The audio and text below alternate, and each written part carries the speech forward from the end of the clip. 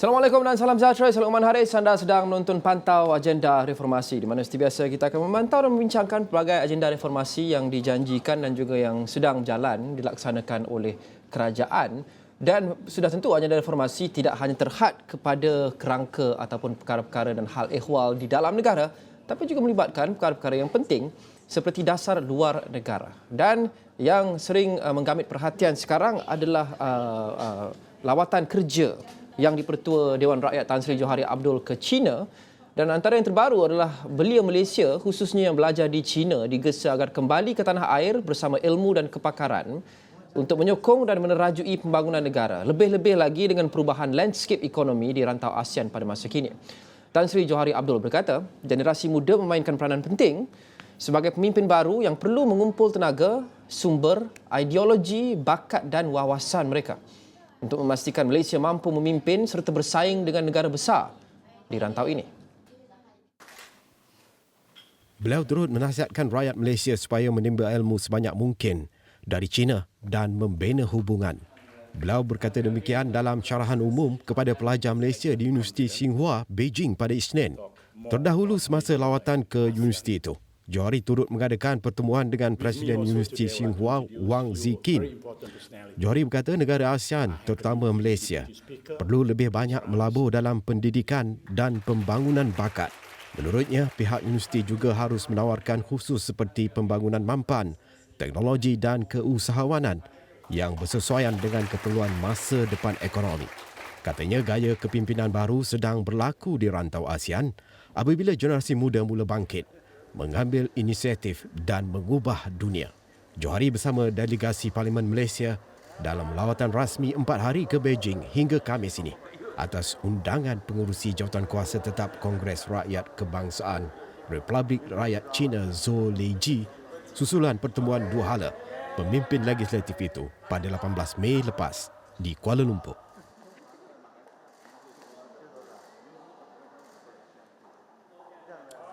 Dan Tan Sri Johari Abdul juga berkunjung ke Ibu Pejabat Huawei di Beijing pada Selasa yang merupakan inisiatif Parlimen Malaysia dalam agenda pembangunan sosio-ekonomi, belia dan juga pertukaran teknologi. Dalam satu kenyataan, Parlimen Malaysia memberitahu lawatan yang di-Pertua Dewan Rakyat itu juga bertujuan untuk memupuk jalinan kerjasama antara organisasi serta meningkatkan lagi perkongsian pengetahuan.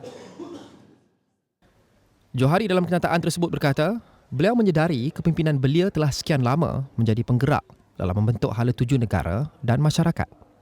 Sehubungan itu, lawatan beliau ke syarikat gergasi teknologi China itu penting untuk meneroka peluang mempertingkatkan penyertaan aktif belia dalam bidang sosial dan ekonomi demi memupuk inovasi, kepelbagaian dan kemampanan. Katanya lagi, pembangunan kepimpinan belia dalam bidang kecerdasan buatan atau AI bukanlah sekadar komitmen, bahkan suatu pelaburan yang baik untuk masa depan Malaysia. Johari percaya dengan pemberdayaan generasi belia melalui bidang AI, teknologi maklumat dan kemampanan, Malaysia akan melahirkan golongan belia yang lebih jitu, terangkum dan berketerampilan. Selain itu, beliau bertekad untuk berganding bahu dengan pihak yang mempunyai komitmen yang tinggi demi membangunkan generasi belia untuk menerajui negara agar cabaran-cabaran semasa termasuk isu kemampanan, perubahan iklim dan keterjaminan makanan dapat ditangani dengan berkesan. Baik, selaku antara kuasa dunia dan juga ekonomi terbesar dan juga antara rakan dagang terbesar Malaysia, dinamika hubungan China dan Malaysia dan juga lawatan Tan Sri Johari ke China ini amat penting. Banyak perkara yang kita boleh kupaskan. Dan untuk itu, saya mahu bersama dengan Prof. Azizuddin Muhammad Sani, pakar hubungan antarabangsa UUM. Prof, Assalamualaikum. Assalamualaikum. Prof, seringkali jika kita ada pegawai tertinggi khasnya seperti Menteri, Perdana Menteri, Speaker Dewan Rakyat ke negara luar, ia akan melibatkan mungkin two-prong strategi, iaitu ada matlamat ataupun misi yang dibawa secara rasminya dan juga ada juga aspek simboliknya. Kerana lawatan ke negara-negara luar ni kadang-kadang membawa aspek simbolik yang begitu tinggi. Ada kadang-kadang lawatan oleh sesetengah figura yang penting dalam negara ke sesetengah negara yang lain malah boleh meningkatkan ketegangan diplomatik bersama dengan negara lain. Jadi bagi Malaysia ini, apa misi yang perlu dibawa dan juga apa simbolik yang kita dapat lihat melalui lawatan Speaker Dewan Rakyat ke negara China? Ya, saya rasa lawatan ini bukanlah lawatan yang tidak berlaku sebelum ni, malah Perdana Menteri pun Datuk Seri Anwar Ibrahim pun dah, tak salah saya dah 2 kali melawat rangka lawatan itu memanglah isu yang dibangkitkan dan sering dibangkitkan adalah isu berkaitan dengan perdagangan lah antara kedua-dua negara. Kita tidak menolak bahawa China adalah rakan dagangan yang terbesar kepada Malaysia dan kalau ikut dari segi nilai dagangan kedua-dua negara ni sudah mencapai US dollar 200 bilion.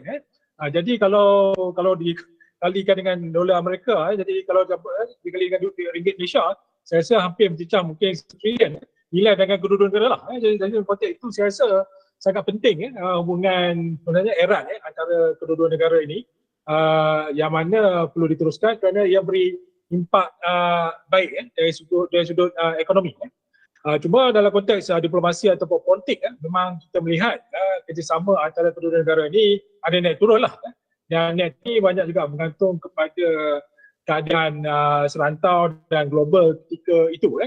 Yang mana kalau kita lihat sebelum masa inilah kalau kita lihat keadaan negara China tu memanglah sedang dalam boleh katakan ada sebelum ni ada trade war ada perang perdagangan dengan Amerika Syarikat dan sering dilihat sedang berbaik dengan Rusia yang menyebabkan Amerika juga merasakan keadaan terancam itu Tapi dalam konteks ini saya rasa itu urusan antara kuasa besar tapi bagi negara kita, negara kecil ni, saya rasa kita lebih pragmatik dalam hubungan diplomasi ini yang mana kita akan bekerjasama dengan semua pihak. Kita tidak memilih persekutu.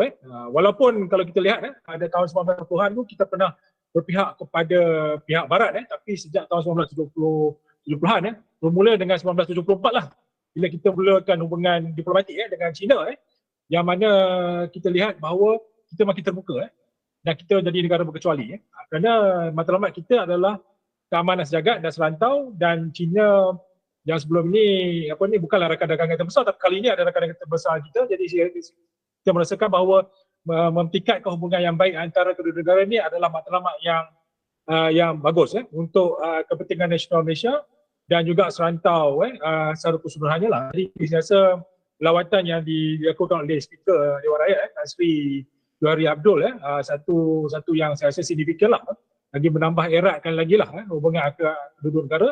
Dan kalau tengok rangka lawatan hari ini pun dia bertemu dengan pelajar dan membicarakan isu yang saya rasa isu yang besar juga untuk Malaysia itu brain drain yang mana ramai tenaga pemikir kita lari ke luar dan ada juga yang bekerja di China yang mereka panggil pulang lah. Di mana mampu bangunkan ekonomi dan pembangunan Malaysia yang lebih tuntas lah. Jadi itu yang saya rasa pentingnya lawatan ini.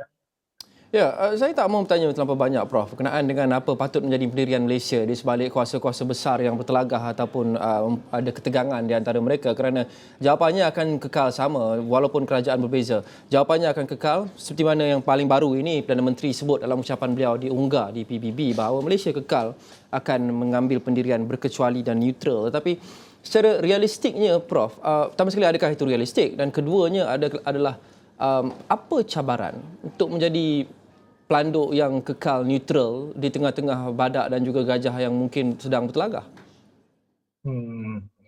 Ya, kita tengok signifikan peranan kita sebab peranan kita sebagai berkecuali ini bukan baru Kita pun juga dulu bersama-sama dalam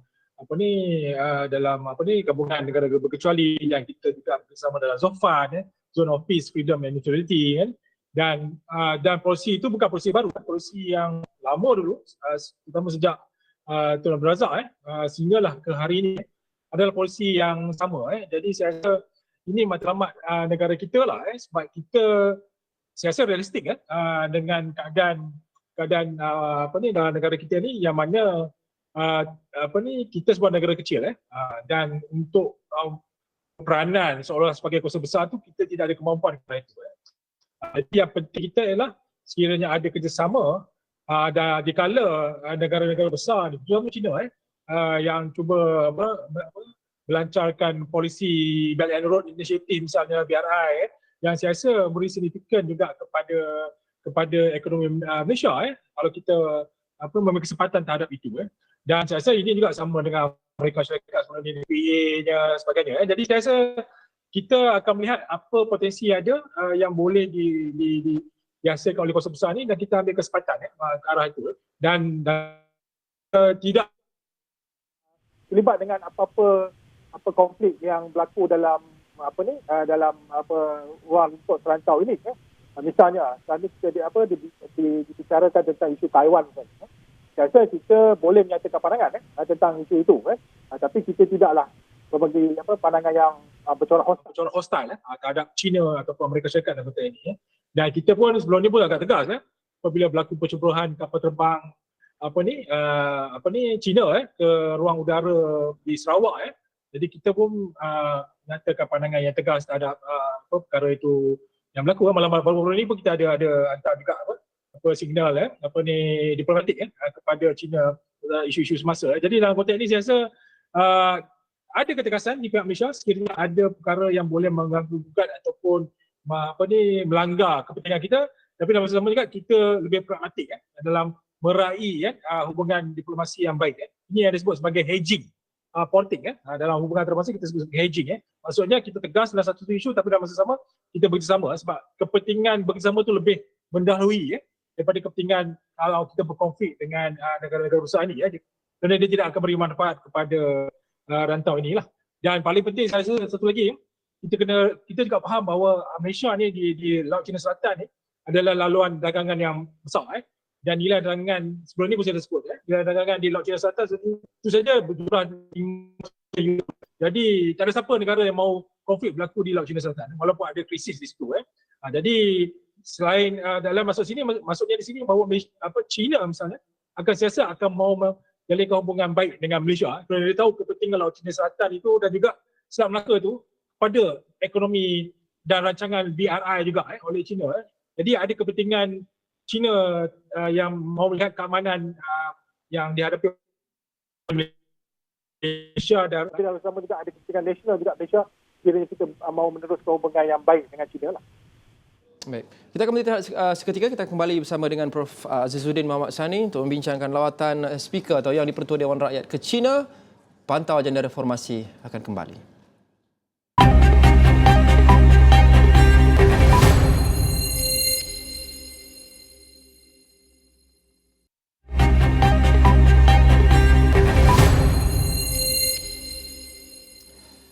Kembali dalam pantau agenda reformasi, topik perbincangan kita pada hari ini adalah lawatan yang di-Pertua Dewan Rakyat Tan Sri Johari Abdul ke China, dan pelbagai perkara kita boleh kupas dari perdagangan, merancangkan perdagangan dan juga pelbagai kerjasama yang lain, juga kepada isu-isu yang mungkin lebih sensitif seperti pertikaian ataupun pertindihan tuntutan di Laut Cina Selatan.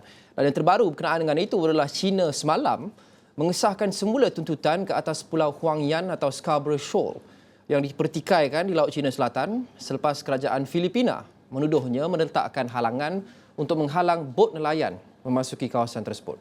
Ya, susulan pegawai Filipina mengatakan halangan sepanjang 300 meter di pintu masuk ke Laguna di Scarborough Shoal adalah tidak sah. Kapal pengawal pantai China meletakkan halangan itu dipegang oleh pelampung pada Jumaat ketika sebuah kapal perikanan kerajaan Filipina mendekat. Lebih daripada 50 bot nelayan Filipina berada di luar kawasan itu pada masa itu, kata pengawal pantai Filipina. Jurucakap Kementerian Luar Negeri China Wang Wenbin berkata, Shoal dan perairan berdekatan adalah wilayah asal China di mana Beijing memiliki kedaulatan yang tidak dapat dipertikaikan. 黄岩岛是中国的国有领土，中国对黄岩岛及其附近海域拥有无可争辩的主权，对相关海域拥有主权权利和管辖权。9月22日，菲律宾渔业与水产资源局一艘公务船，在未经中方允许的情况下，擅自闯入黄岩岛附近海域，并企图冲撞黄岩岛西湖。中国海警依法采取必要措施，对菲方船只拦阻驱离。有关操作专业、克制。 Sebelum itu, Pengawal Pantai Manila dan Biro Perikanan dan Sumber Aqua Madhya Jaitrila berkata, Filipina mengutuk tindakan China yang meletakkan halangan di kawasan tersebut yang menjadi lubuk rezeki bagi nelayan tempatan. China mendakwa 90% Laut Cina Selatan adalah miliknya yang bertindih dengan beberapa zon ekonomi eksklusif negara jiran. Beijing merampas Scarborough Shoal pada tahun 2012 dan memaksa nelayan Filipina untuk berlayar lebih jauh untuk tangkapan yang lebih kecil. Beijing membenarkan nelayan Filipina kembali ke shoal tidak berpenghuni itu apabila hubungan dua hala sedang berkembang dengan baik di bawah Presiden ketika itu, Rodrigo Duterte, tetapi ketegangan telah meningkat lagi sejak pengganti beliau, Ferdinand Marcos Jr. mengambil alih jawatan tahun lalu. Baik, saya mau kembali bersama dengan Profesor Azizuddin Muhammad Sani, pakar hubungan antarabangsa UUM. Prof, jadi ini adalah isu antara yang kata orang dalam bahasa Inggerisnya elephant in the room, perkara yang sangat jelas bukan sahaja antara China dan juga Malaysia tetapi bersama dengan banyak negara di Asia Tenggara. Pertikaian dan juga pertindihan tuntutan di Laut Cina Selatan, dan sudah tentu kita sering mengetengahkan bahawa diplomasi adalah caranya, dan saya yakin dalam lawatan kali ini Tan Sri Johari seperti mana sebelum ini Perdana Menteri dan juga apa-apa pegawai atau menteri yang pergi ke China mungkin setidak-tidaknya akan menyebut berkenaan dengan isu-isu seperti ini. Tapi Prof, cakap secara realistiknya, Prof adalah pakar hubungan antarabangsa, ini seperti real politik dan juga million dialogue di mana tidak ada banyak yang boleh kita lakukan atau tidak ada banyak yang boleh kita harapkan di mana negara yang kuat, negara yang lemah melakukan apa yang mereka perlu, negara yang kuat melakukan apa yang mereka boleh. Jadi adakah itu realiti yang kita perlu terima? Prof, ada sebarang harapan untuk isu konflik tindihan pertuntutan di Laut Cina Selatan ini untuk Malaysia? Saya rasa isu ni memang agak sukar sebab dia melibatkan banyak negara kan. Dan kalau dari isu disebut tadi Scarborough Reef tadi kan, dia sebenarnya tidak melibatkan Malaysia, melibatkan Filipina dan juga China lah. Dan yang mana kita tahu bahawa pada tahun 2015 telah diadakan juga Filipina telah membawa kes ke mahkamah di The Hague, yang mana Filipina menang dalam kes tersebut. Keputusan mahkamah tersebut tidak diiktiraf oleh China lah, yang mana walaupun kes itu melibatkan perbalahan antara China dan Filipina, tapi China tidak menghantar wakil lah, tidak terlibat dan tidak mengiktiraf keputusan tersebut. Jadi kalau ikut kawasan tadi itu memang milik Filipina lah. Jadi cuma yang saya pun ada sebut sebentar saja tadi kan, berkaitan dengan maksudnya kita hantar mesej diplomatik lah kepada China kerana mereka telah mengeluarkan peta terbaru lah, yang mana 9-dash line 9-dash line itu telah dimasukkan, maksudnya hampir wilayah Laut Cina Selatan itu berada dalam wilayah China dalam wilayah China. Cuma realiti di sini ialah kita kena tegas dalam konteks ini, kita kena tegas, dan tuntutan kita pun hanya melibatkan kawasan zon ekonomi eksklusif dan juga Lantai Benua ataupun Continental Shelf and zon ZEE. Jadi dalam konteks ini saya rasa kita memang tegas dalam konteks ini dan pastikan bahawa kepentingan kita terus terjaga, walaupun dalam konteks kita dalam usaha mencari gali minyak memang pernah kena harass lah, kena diganggu oleh tentera ataupun tentera laut China ni dan Amerika Syarikat yang banyak menjaga kawasan laluan sebab mereka laluan navigasi di Laut Cina Selatan itu. So dalam konteks ini memang kalau sebenarnya sukar nak tahu apakah solusi yang terbaik kerana tidak ada solusi sebenarnya yang terbaik untuk menyelesaikan ini, sebab setiap negara juga tegas dalam menyatakan pilihan mereka untuk menguasai wilayah tersebut. Ya.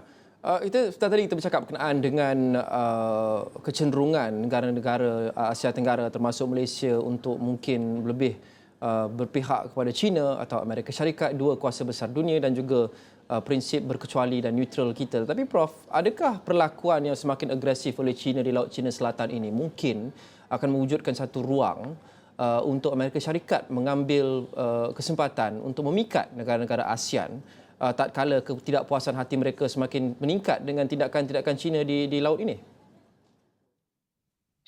Ya, kalau kita lihat memang ASEAN ni dia cuba sebaik mungkinlah untuk cuba berperanan untuk tidak misalnya menyebabkan berlakunya ketidaktentraman ataupun konflik lah terutama di Laut Cina Selatan dan juga di Asia Tenggara. Kerana ASEAN ini sebenarnya platform yang lebih memikirkan tentang isu perdagangan, ekonomi, walaupun ada elemen politik di situ. Cuma ada kepentingan juga ASEAN dalam melihat ketenteraman itu, khususnya dalam melibatkan isu Myanmar. Kerana kita tahu Datuk Seri Anwar Ibrahim dia pada April lalu dia berlaut di China, antara isu yang dibincangkan dan minta tindakan segera daripada Presiden Xi Jinping adalah untuk persuade ataupun kerana China mempunyai hubungan langsung dengan Myanmar, dan China yang boleh memujuk Myanmar untuk cari jalan penyelesaian dalam isu-isu yang melibatkan demokrasi dan juga pelarian Rohingya dan sebagainya di Myanmar. Jadi ke situ maksudnya ada peranan China di situ. Dan kita juga tahu China juga ada hubungan langsung yang baik dari segi dengan yang rapat maksudnya dengan Kemboja misalnya, dengan dengan Laos kan. Jadi dalam konteks ini saya rasa ada kepentingan tertentu yang saya rasa kita tahulah apa peranan kuasa besar ni di rantau ini. Dan kalau kita lihat Indonesia sekarang ni pun lebih dekat dengan China berbanding Amerika Syarikat. So dalam konteks secara keseluruhannya saya rasa memang Amerika Syarikat mahukan ASEAN yang ambil pendirian mereka. Tapi realiti sebenarnya ASEAN ni dia hanya platform untuk memikirkan isu-isu serantau, tapi dalam masa sama juga tidak mahu mengambil pendirian untuk terus menyokong sesuatu kuasa besar. Kerana ia kecuali lah kalau ia menjadi satu keadaan yang agak konflik macam apa yang berlaku pada Perang Dingin dulu. Mungkin ASEAN akan berpecah, akan ada negara-negara ASEAN itu akan berpihak pada kuasa-kuasa besar tertentu. Tapi setakat ini saya rasa mereka masih mahu mengekalkan ASEAN itu sebagai rantau yang neutral dalam usaha untuk menjalinkan hubungan dengan negara-negara kuasa besar. Tapi dalam realiti memang kita tahu ada peranan secara langsung atau kuasa-kuasa besar ni, khususnya Malaysia dengan China di rantau inilah yang mana kita terpaksa layani dan terpaksa mencari kaedah yang terbaik supaya tidak supaya kepentingan nasional kita terjaga dan tidak berlaku konflik yang berterusan atau progresi berterusan di rantau ini. Itu peranan yang dimainkan oleh ASEAN masa ini. Baik Prof, secara ringkas, kita balik kepada lawatan speaker ke China ini. Pada Prof, apa yang diperlukan untuk lawatan speaker ini dianggap sebagai satu kejayaan dan berjaya mencapai misi? Ya, saya rasa melihat reaksi China lah. Kalau kita tengok pencapaian satu lawatan itu, kita kena lihat reaksi China. Dan reaksi China sangat positif dan sangat menggalakkan, dan malah tahun depan pun dikatakan ingin diadakan sambutan sepenuhnya 50 tahun hubungan diplomatik antara Malaysia dengan China. Dalam konteks ini saya rasa ada hubungan yang baik lah antara kedua-dua negara. Dan lawatan ini saya rasa, dan bukan ini saja, saya rasa akan diteruskan dengan lawatan yang lain lagi untuk menambah erat lagi hubungan antara kedua-dua negara lah. Tapi dalam masa sama tidak mengesampingkan peranan Malaysia dengan rantau lain di Kesatuan Eropah dengan Amerika Syarikat dan negara lain. Kerana matlamat kita nak berbaik dengan semua negara, dan yang penting kepentingan nasional kita terjagalah. Jadi itu yang saya rasa dalam konteks China sebagai rakan negara terbesar, memang saya rasa akan banyak lagi lawatan akan berlaku selepas ini untuk pastikan hubungan yang baik antara Malaysia dan China berterusan. Baik, terima kasih Profesor Azizuddin Muhammad Sani, pakar hubungan antarabangsa UUM, dan terima kasih kepada anda menonton pantau agenda reformasi. Kita akan kembali dengan episod seterusnya tidak lama lagi esok. Terima kasih. Assalamualaikum dan salam hormat.